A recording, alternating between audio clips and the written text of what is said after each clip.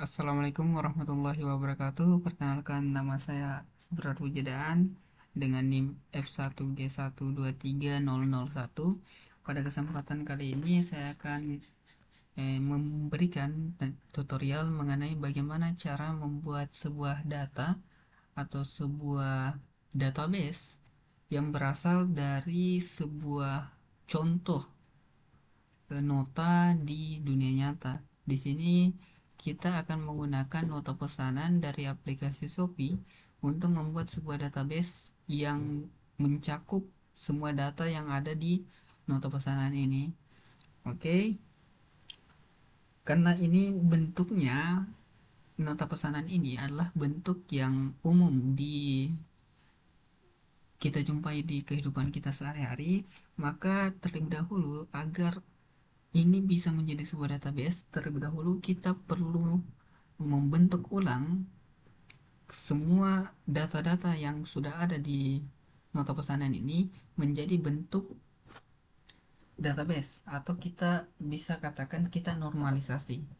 Oke, di sini saya akan menormalisasinya menggunakan aplikasi Microsoft Excel agar mempermudah dalam pembuatan tabelnya. Di sini saya langsung saja membuatnya. Yang pertama itu kita akan buat dulu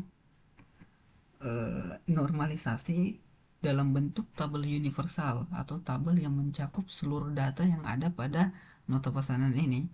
Oke, yang pertama itu nota pesanan itu kita dapat lihat bahwa pada nota pesanan ini itu terdapat nama pembeli, alamat pembeli, dan nomor HP pembeli. Nomor HP ini mungkin akan bertindak sebagai foreign key, tapi itu nanti kita bahas setelah kita membuatnya tabel tersendiri nantinya. Oke, di sini itu ada tabel universal. Tabel universal. Oke, di sini tabel universalnya ya sesuai apa yang saya bilang tadi, itu terdiri dari nama pembeli, kemudian ada alamat pembeli, dan nomor HP pembeli. Oke, selanjutnya itu ada di sini nama penjual. Oke, di sini ada nama penjual. Oke, selanjutnya kita akan masukkan dia, itu nama penjual. Oke, nama penjual. Selanjutnya lagi di sini kita bisa lihat selain nama penjual ada nama pesanan, waktu pembayaran, metode pembayaran, dan jasa kirim. Oke, ini kita masukkan lagi nomor pesanan, waktu pembayaran, metode pembayaran, dan jasa kirim. Oke. Selanjutnya di sini kita bisa lihat ada yang namanya rincian pesanan. Di sini rincian pesanan itu kita bisa lihat di sini ada produk, variasi, harga produk, kuantitas, dan subtotal. Oke, kita masukkan lagi. Untuk itu ada produk, eh, harga, produk, produk, kemudian di sini harga produk, kemudian ada kuantitas dan kuantitas, subtotal, total, subtotal. Di sini variasi muncul, di sini ada variasi, berarti kita masukkan juga variasi di sini. Oke, variasi, total dan variasi. Variasinya ya mungkin keterbalikan dari subtotal ini.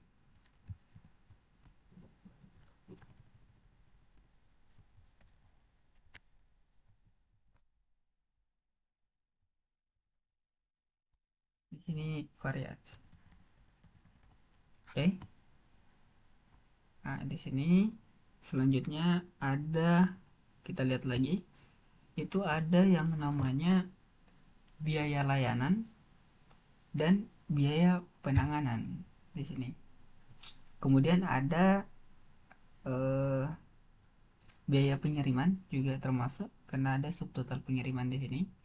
Subtotal pengiriman atau bisa kita katakan sebagai biaya pengiriman, kemudian ada biaya layanan dan ada biaya penanganan termasuk total pembayaran. Ini kita buat lagi biaya pengiriman,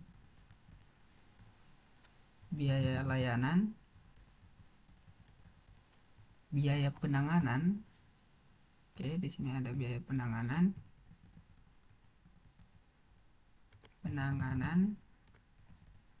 dan biaya total total pembayaran. Pembayaran. Oke. Ini sudah termasuk bisa dikatakan sebagai tabel universal.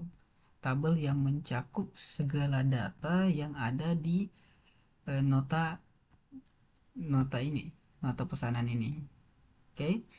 Selanjutnya, karena ini masih dalam tabel universal, kita bentuk dia satu persatu atau kita pisahkan dulu dia agar mempermudah nantinya ketika kita ingin membuat IRD-nya. Oke? Atau ketika kita ingin membuat basis datanya, karena sejatinya basis data itu adalah tabel-tabel yang terpisah, bukan tabel universal seperti ini. Oke? Di sini kita akan buat bentuk pertama atau bentuk 1NF. Nah, bentuk 1NF ini itu adalah bentuk pemisahan dari tabel-tabel ini. Oke. Di sini bentuk 1NF itu ada tabel. Yang pertama itu tabel pembeli. Oke, di sini ada tabel pembeli. Yang mana tabel pembeli ini terdiri dari nama pembeli, alamat pembeli, kemudian nomor HP pembeli. Oke. Ini tiga sesuai dari tabel universal yang kita miliki, itu hanya ada tiga. Oke, selanjutnya itu ada tabel penjual. Nah, tabel penjual karena dia di sini tabel universal cuma satu, maka karena sejatinya pasti ada sesuatu yang unik dari sebuah tabel. Oleh karena itu kita buatkan dia atau kita tambahkan untuk tabel penjual ini adalah kita tambahkan di sini yakni penjual ID supaya dia nantinya memiliki foreign key. Berbeda dengan tabel pembeli tadi, foreign key-nya itu adalah nomor HP pembeli. Karena sesuai apa yang ada di aplikasi Shopee, di mana nomor HP yang sama itu tidak bisa membuat akun yang sama. Tidak bisa membuat dua akun. Oleh karena itu dia bisa dikatakan sebagai uh, primary key. Oke, di sini penjual ID kita tetapkan sebagai foreign key-nya, sebagai primary key-nya maksud saya. Di sini penjual ID. Nah, ini penjual ID akan bertindak sebagai primary key. Oke. Kemudian ada yang namanya nama penjual. Nah, barulah kita kemudian memasukkan nama penjual di dalamnya. Oke. Inilah bentuk dari tabel penjual. Nah, yang awalnya cuman nama penjual, kita tambahkan penjual ID supaya tabel penjual ini bisa memiliki yang namanya primary key. Oke, selanjutnya kita masuk ke tabel yang ketiga, yakni ada yang namanya tabel pesanan. Oke, tabel pesanan ini sesuai apa yang tertulis di sini juga, yakni dia itu berisi nomor pesanan, pembayaran, metode, dan jasa kirim. Oke, dia memiliki ini. Di sini 1 2 3 4, ini kurang lebih ada 4, kita masukkan di sini. Oke, kita langsung saya copy paste. Nah, ada nomor pesanan, nomor HP. Tapi di sini nomor pesanan tidak mungkin tabel pesanan hanya seperti ini, karena sejatinya pesanan itu butuh yang namanya pembeli. Karena karena tidak bisa muncul sebuah pesanan kalau tidak ada yang membelinya. Oleh karena itu, tabel pesanan ini otomatis akan berhubungan dengan yang namanya tabel pembeli. Oleh karena itu, dia pasti memiliki foreign key di dalamnya, yakni nomor HP pembeli. Oke, di sini. Nah, ini tambahannya. Dia ini bertindak sebagai foreign key atau penghubung antara tabel pesanan dan tabel pembeli. Nah, selanjutnya itu ada namanya tabel rincian. Rincian pesanan. Nah, tabel rincian pesanan ini itu kurang lebih mirip seperti tabel universalnya tadi. Perbedaannya mungkin ada perbedaannya juga. Oke, di sini subtotal. Nah, dia sampai subtotal saja. Toh, dia cuma sampai subtotal. Nah, di sini karena nanti ada semacam penghubungnya juga dia sebenarnya. Oke. Nah, di sini penghubungnya itu dia karena rincian pesanan itu adalah pesanan yang lebih rinci, otomatis dia itu punya hubungan yang lebih dalam dibandingkan dari pesanan. Nah, kemudian rincian pesanan ini itu belum memiliki yang namanya primary key dalamnya. Oleh karena itu kita buatkan dulu primary key supaya dia memiliki sebuah identitas. Oke, di sini itu kita beri nama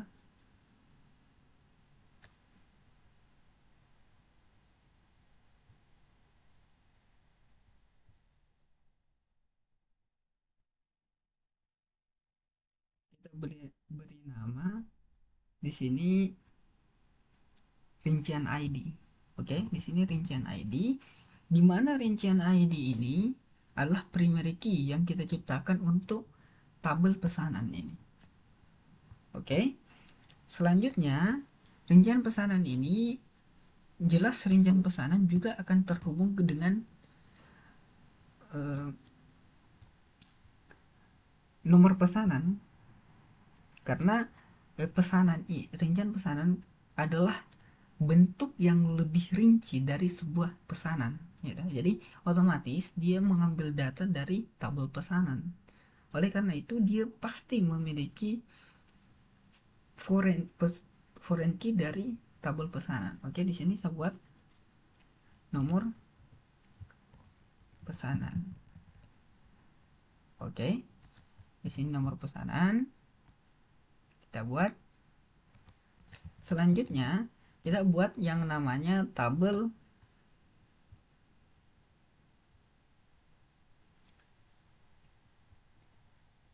biaya tambahan. Oke, bahan tabel biaya tambahan itu sejatinya mirip seperti eh, tabel universalnya. Dia tetap mengandung ya seperti ini, biaya pengiriman, biaya layanan, dan lain sebagainya. Cuman ya jelas dia punya tambahan juga, karena di situ dia tidak menganut dia belum mengandung yang namanya primary key. Oleh karena itu ya jelas dia punya tambahan. Oke, di sini tabel biaya tambahan ya jelas butuh yang namanya biaya ID, nah, sebagai foreign key-nya di sini. Oke, selanjutnya jelas dia butuh yang namanya pesanan ID, karena biaya tambahan tidak bisa ada kalau pesanan tidak ada gitu. Jadi otomatis dia itu butuh yang namanya foreign key dari pesanan ID, atau di sini dalam tanda kutip di sini itu nomor pesanan. Jadi dia butuh namanya nomor pesanan. di sini. Oke, nomor pesanan. Oke, di sini dia butuh namanya nomor pesanan. Oke, ini kurang lebih bentuk dari S1NF-nya atau bentuk dari pemisahan dari tabel universalnya. Selanjutnya yang akan kita buat adalah bentuk 2NF-nya. Atau pada tahap ini itu kita periksa apakah ada kolom yang hanya sebagian bergantung pada primary key di setiap tabelnya. Nah, ini mirip seperti NF 1NF itu. Cuman perbedaannya adalah dia ini lebih memfilter tabel-tabel yang ada. Namun karena di sini itu beberapa kondisinya belum memenuhi persyaratan tersebut, maka dia itu belum, kita tidak bisa mengeksekusi pada tahap ini. Oleh karena itu, kita langsung ke bentuk 3NF-nya atau semua kolom non primary key harus bergantung langsung pada primary key-nya dan tidak boleh memiliki ketergantungan tidak langsung. Nah, bentuk 3NF-nya ini memiliki beberapa, di sini memiliki beberapa tabel yang memenuhi persyaratan gitu. Nah, artinya di sini bentuk 3NF di sini, oke. Di sini kita buat bentuk 3NF-nya. Oke. Di sini bentuk 3NF itu berisi yang pertama itu ada tabel pembeli. Nah, tabel pembeli ini ya jelas mirip dengan tabel yang sudah ada di 1NF. Ini kurang lebih mirip lah. Oke. Nama pembeli, alamat pembeli dan lain sebagainya itu mirip. Nah, tabel penjual juga mirip karena sejatinya ini sama sebenarnya. Oke, kemudian ada tabel pesanan. Nah, tabel pesanan ini terdiri dari sama sama sama persis dengan nomor pesanan ini dan lain sebagainya. Pesanan, jasa kirim dan pembeli.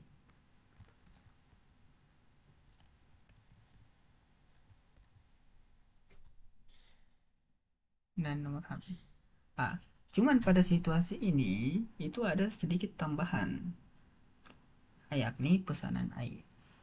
Nomor pesanan tadi sudah ada, di sini ada sedikit tambahan di sini, yakni penjual ID. Hmm. Di sini ada tambahannya, yakni penjual ID, karena dia itu pesanan itu otomatis berhubungan dengan penjual ID. Nah, karena pesanan itu bisa dikatakan sebagai sebuah tabel yang muncul karena adanya hubungan antara pembeli dan penjual. Oke, kemudian di sini selanjutnya itu kita buat tabel barang. Oke, ada tabel barang yang mana tabel barang ini berisi, nah, di sini produk di sini sebenarnya.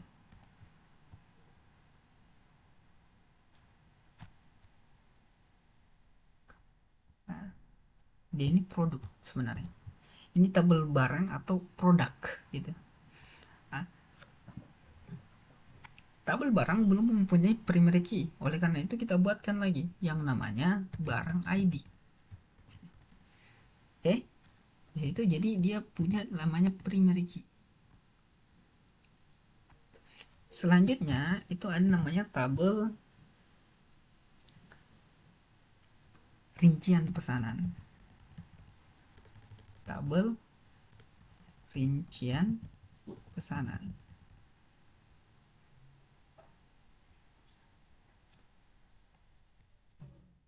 Oke, rincian pesanan ini berisi,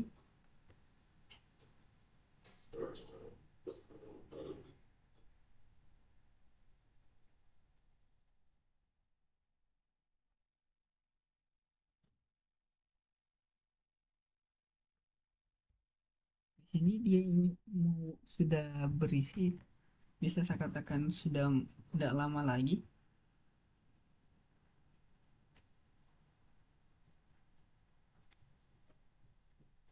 Nah, ini salah satu tahap yang memang agak sulit karena di sini rincian pesanan itu lebih rinci lagi, karena memang sejatinya rincian pesanan kan adalah hubungan dari tabel pesanan, tapi dia lebih rincinya. Oleh karena itu jelas dia mempunyai lebih banyak hal yang mungkin tidak dimiliki oleh tabel pesanan. Di sini dia mempunyai hubungan yang cukup banyak dengan tabel-tabel. Di sini ada pesanan ID karena dia memang berhubungan langsung dengan pesanan. Kemudian ada barang ID, nah, karena dia berhubungan dengan barang. Kemudian ada variasi. Nah, ini mirip dengan yang sebelumnya. Oke, variasi dan kuantitas. Oke.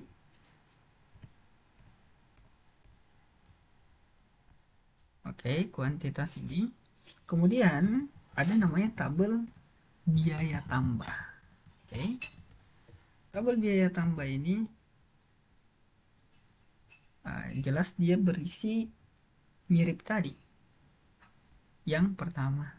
Oke, dia ini mirip yang pertama tadi.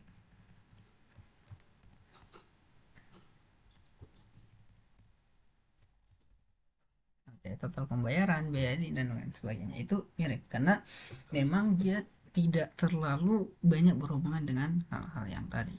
Dia cuma berhubungan ya sama halnya tadi. Oke, inilah bentuk 3NF-nya.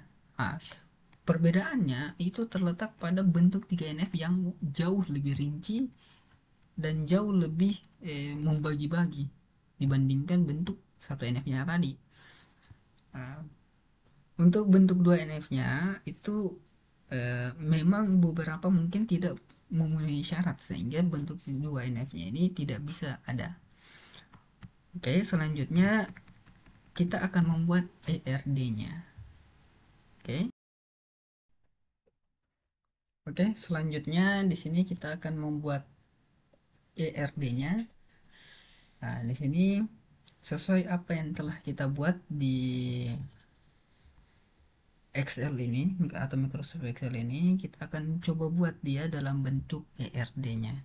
Oke, di sini kita ambil yang 3NF di sini. Karena 3NF ini yang paling mendekati atau bisa dikatakan yang paling mendekati bentuk dari sebuah database.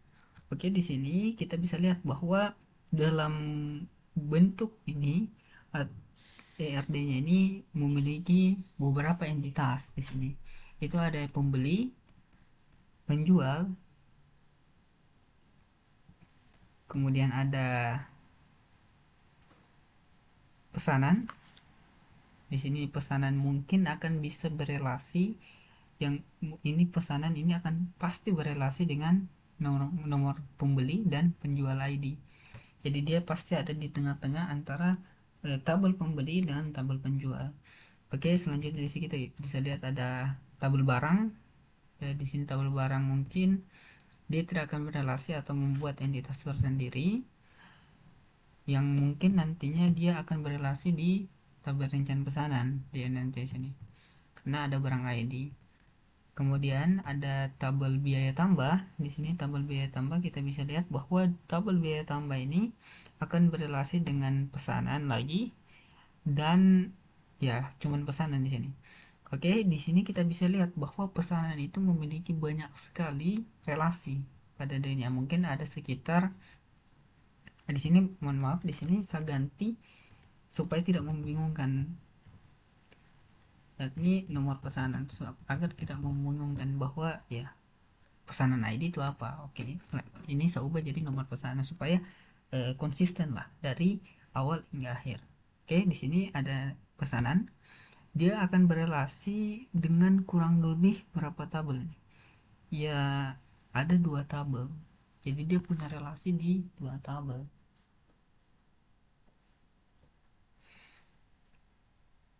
Pertama itu biaya ID dengan rincian. rincian pesanan. Oke, kita langsung buat IRD-nya. Oke, di sini IRD-nya, bentuk IRD-nya itu mungkin pakai agregasi di dalamnya karena seperti yang saya bilang tadi, dia punya hubungan many to many di dalam ini. Oleh karena itu mungkin ada terjadi agregasi dalam. Oke, di sini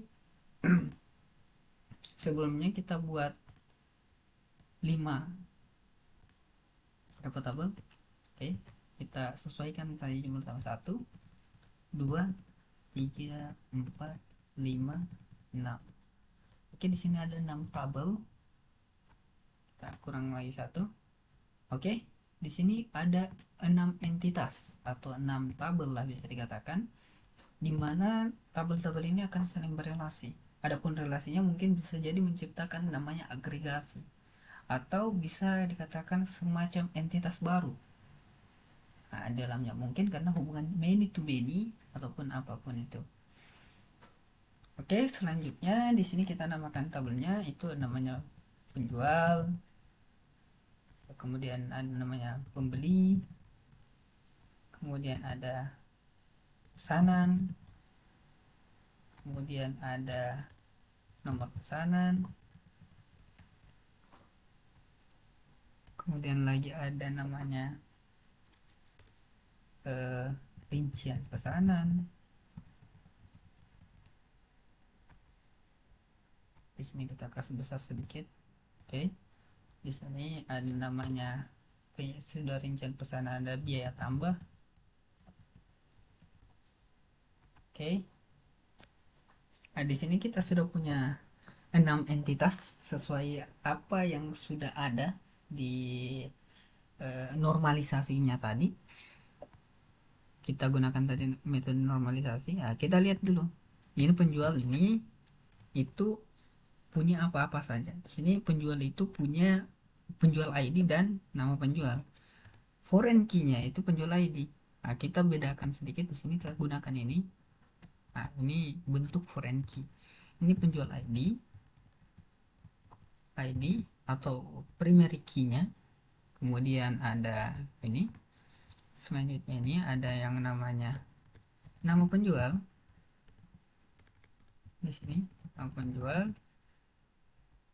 Oke, kita hubungkan.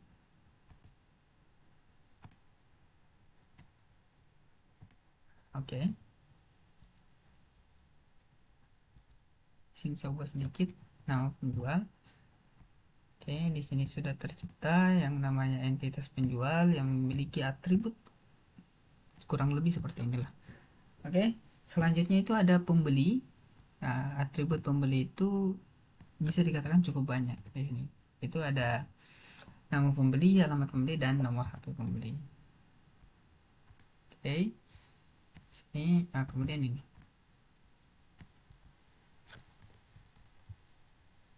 nomor HP pembeli. Nah, nomor HP ini bertindak sebagai primary key, oleh karena itu saya kasih perbedaan dengan atribut-atribut lain. Di sini nama pembeli,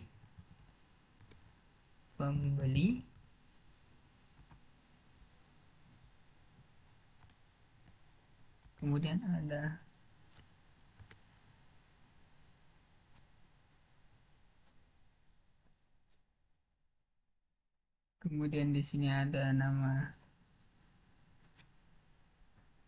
eh, alamat pembeli.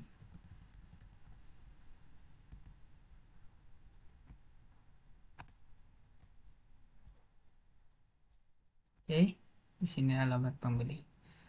Oke, kita hubungkan lagi satu persatu.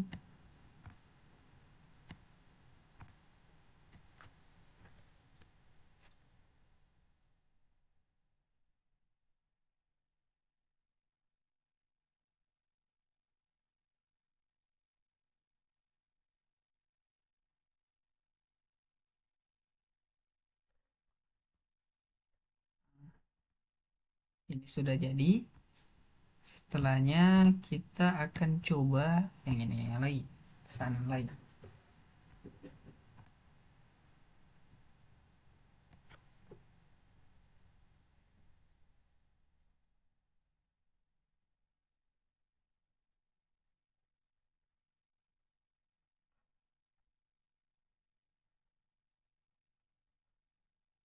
Jadi saya akan ganti dia menjadi nomor pesanan di sini. Nomor pesanan.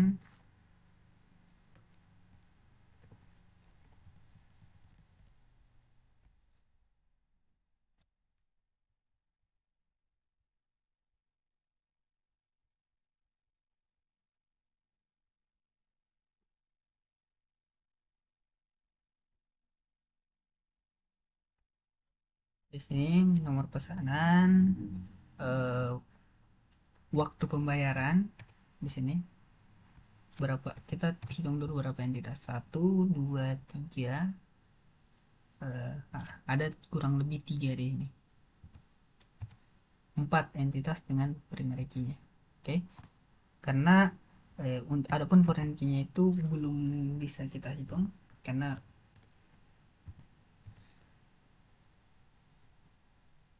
dia nanti akan tercipta sendiri setelah relasi, otomatis dia kan sudah masuk di relasi. Oke, waktu pembayaran di sini, waktu pembayaran, oke, di sini kita sesuaikan. Oke, selanjutnya itu ada waktu pembayaran, metode pembayaran, dan jasa kirim. Metode pembayaran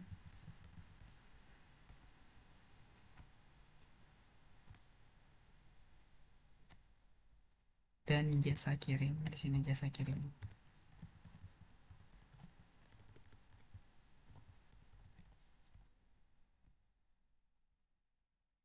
Kita hubungkan satu persatu.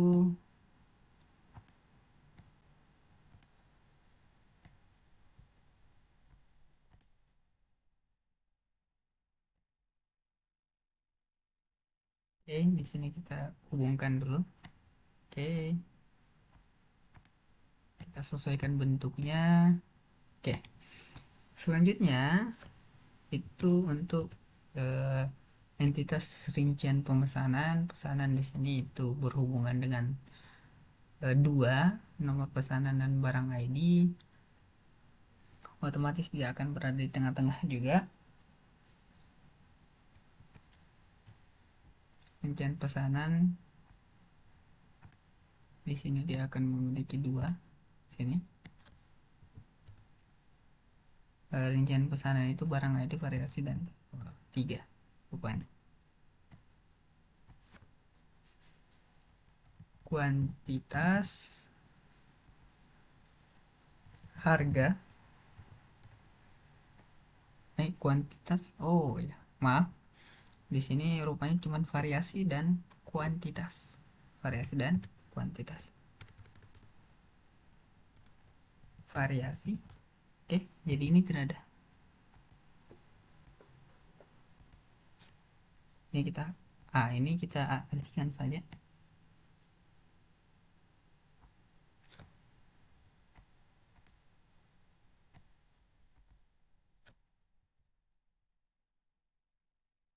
Dia itu ada biaya pengiriman.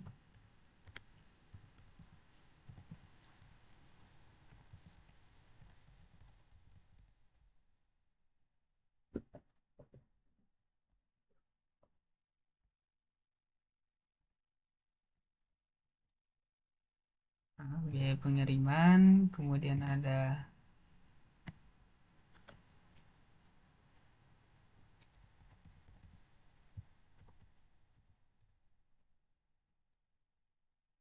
biaya layanan.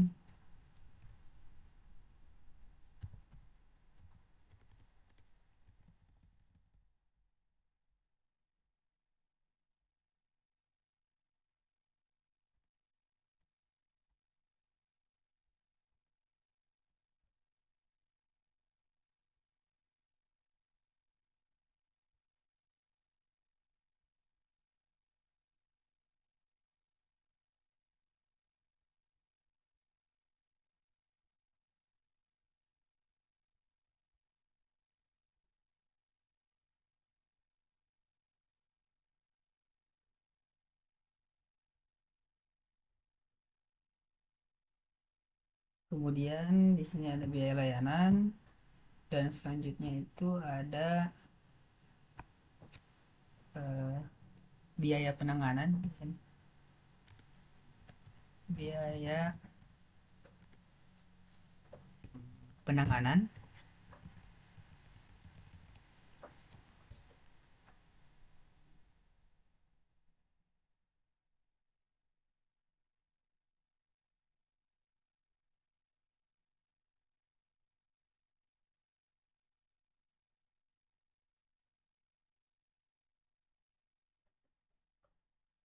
Ini ada biaya penanganan, kita lihat dulu biaya penanganan. Oke. Kemudian ada total pembayaran.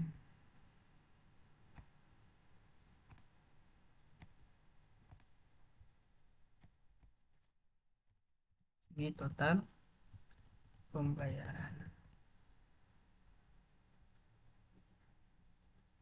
Oh, sorry.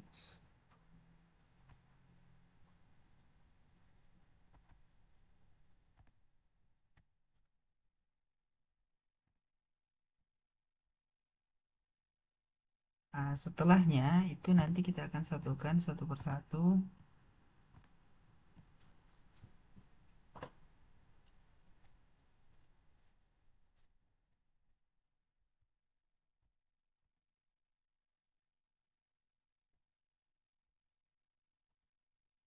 Sini.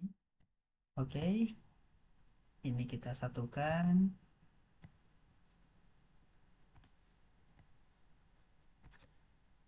Mohon maaf sebelumnya karena di sini kayaknya ada kesalahan sedikit di biaya ID. Oh, sebelum menambahkan biaya ID, sini rupanya saya tambahkan dulu namanya biaya ID sebagai primary key di sini. Nah, ini juga yang penulisannya masih salah. Untuk database di sini ada biaya ID.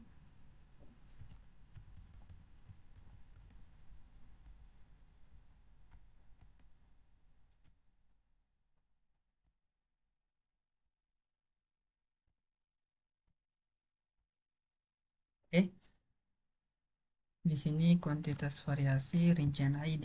Ya, kita tambahkan rincian ID di sini.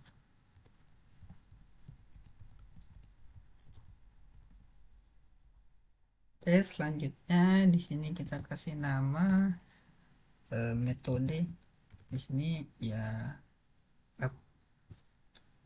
barang di sini. Oke, ada barang tadi tabel barang yang mana tabel barang itu berisi barang ID dan produk, atau bisa dikatakan produk ini adalah nama barang. Oke, nah, produk ini nanti akan berelasi. Oke, kita relasikan dulu. Oke, untuk sementara inilah bentuk IRD-nya. Nah, ini kita belum merelasikan sama sekali. Oke, selanjutnya itu kita relasikan. Nah, kita coba relasikan antar tabel ini. Oke, di sini kita bisa lihat bahwa yang berelasi apa-apa saja. Oke, bentuk NF, 3 NF ini.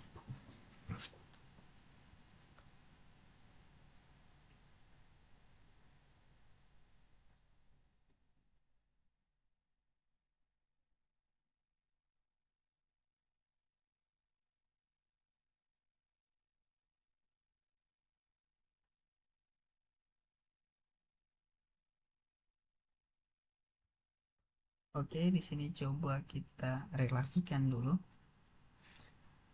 Di sini kita bisa lihat bahwa pembeli dengan penjual itu berelasi, keduanya itu berelasi dengan pesanan.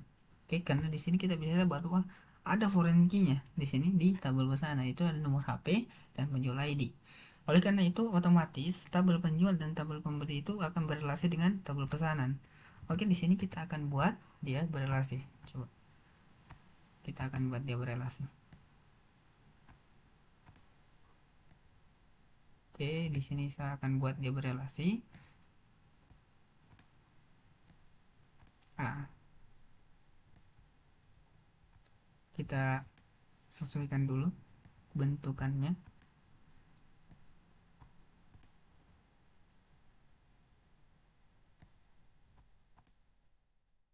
Oke, ini kita kasih sesuai. Ini juga kita kasih sesuai.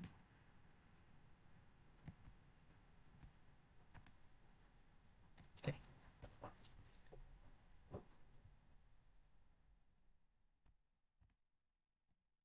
pembeli kita kasih sesuai juga. Sini kita kecilkan supaya lebih jelas di sini. Oke, kemudian kita taruhkan relasinya coba. Oke, ini kita jauhkan sedikit.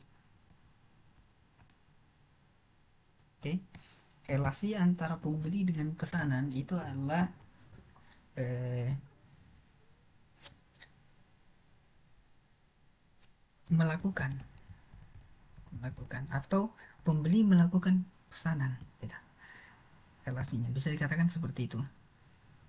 Oke, kemudian ini itu menyediakan, karena dia punya relasi menyediakan. Oke, selanjutnya ini akan berelasi. Apa relasinya? Ya, nanti sini relasinya. Oke, ini relasi pesanan dan pembeli itu kita bisa ibaratkan pembeli itu bisa melakukan banyak pesanan. Kan dia bisa melakukan pesanan beberapa kali. Di sini mungkin saja untuk many to many. Kita lihat bahwa satu pembeli, satu atau lebih pembeli dapat melakukan satu atau lebih banyak pesanan, atau bisa one to many, seorang pembeli dapat melakukan lebih banyak pesanan. Oke, di sini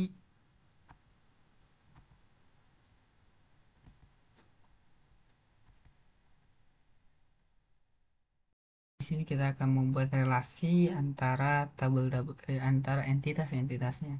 Di sini relasi yang bisa terjadi yang pertama itu kita buat relasi untuk pembeli dengan pesanan. Di sini relasinya itu adalah many to many. Artinya eh, pembeli dapat melakukan banyak pesanan. Seorang pembeli dapat melakukan eh, lebih dari satu pesanan. Sedangkan satu pesanan itu bisa jadi dibeli oleh lebih dari satu pembeli. Gitu. Oke, di sini menyediakan ini bisa jadi seorang penjual. Di sini kita bisa hmm, ini one to many. Ya, pesanan itu many, dengan ini one. Oke, dimana eh, seorang penjual dapat menyediakan banyak pesanan, gitu. Oke,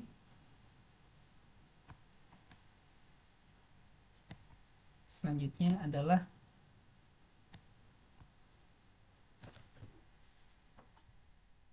berikutnya ada rincian pesanan.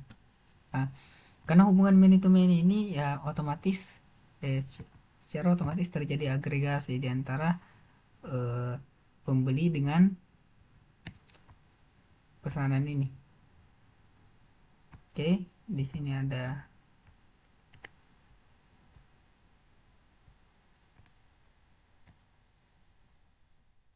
Oke, kita buat agregasinya.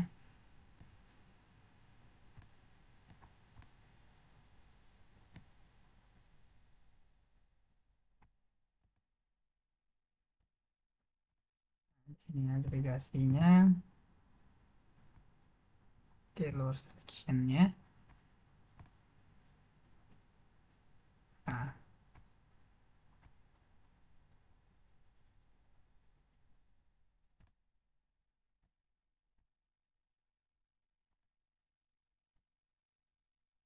oke, di sini Ini agregasi yang tercipta akibat pembeli dan pesanan, relasinya.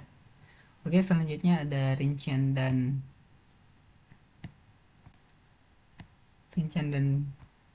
pembeli di sini. Rincian dan pesanan yang saling berelasi. Di sini kita sesuaikan juga dengan ini. Di sini rincian dan pesanan. Di sini kan ada rincian dan pesanan di sini berelasi. Relasinya itu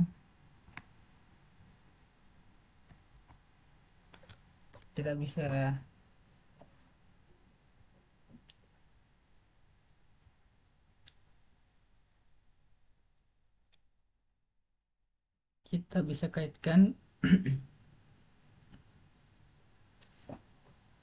di sini. Kita bisa namakan dia adalah memiliki. Oke, relasinya itu memiliki, di mana setiap pesanan memiliki beberapa rincian dalamnya. Ini agregasinya many to many. Oke, many to many. Otomatis dia juga punya yang namanya agregasi. Oke.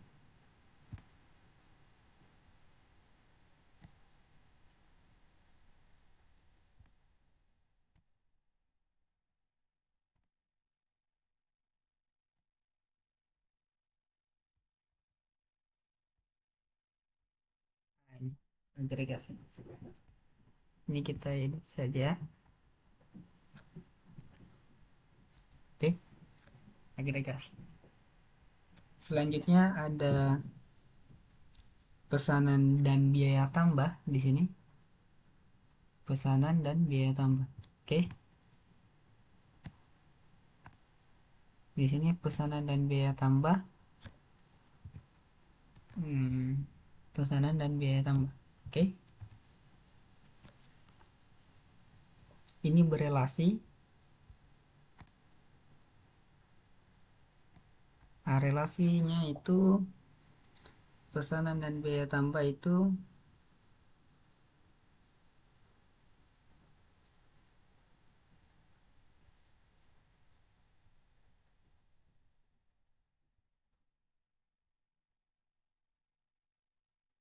di sini bukan memiliki.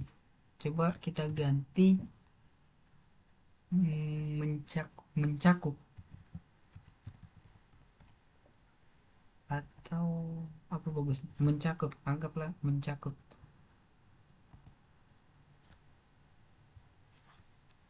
Detail.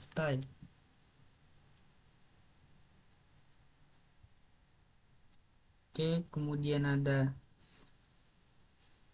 ini mengakumulasi. Mengakumulasi ya bisa mengakumulasi biaya tambahan pesanan mengakumulasi. Oke, ini juga many to many hubungannya dengan otomatis dia menciptakan namanya agregasi baru.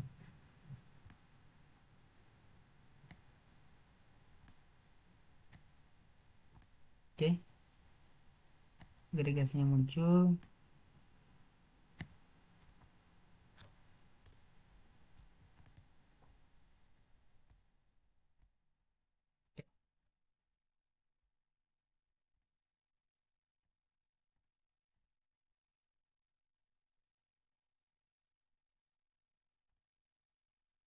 Oke, di sini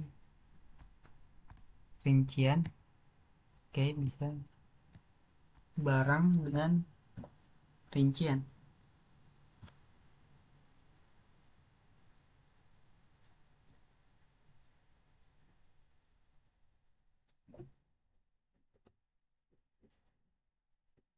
Barang dan rincian itu ah, barang ini tidak tapi dia berelasi dengan rincian. Jadi di sini relasinya itu kita buat relasi.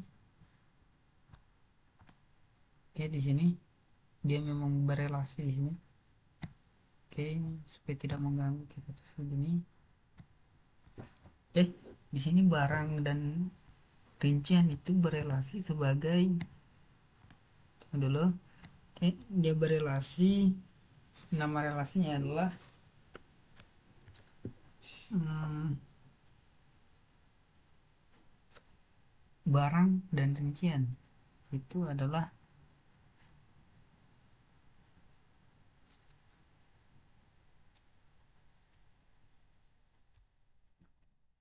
hmm, menjelaskan, eh, mendetail,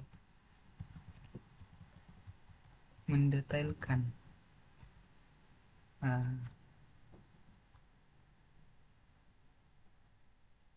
ada, oh sorry, harusnya dia berrelasi dengan rincian pesanan. Oke, harusnya dia berarti di sini.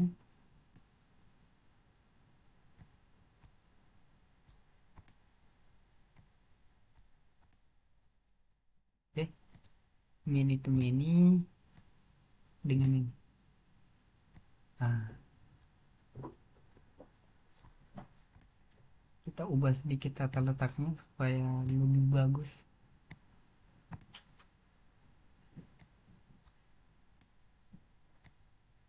Ini juga kita ubah ke sini, dan ini dua kita ubah ke bawah.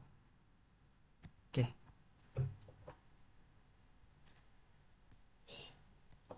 Ah, ini juga menciptakan yang namanya agregasi dalam, karena hubungan many to many.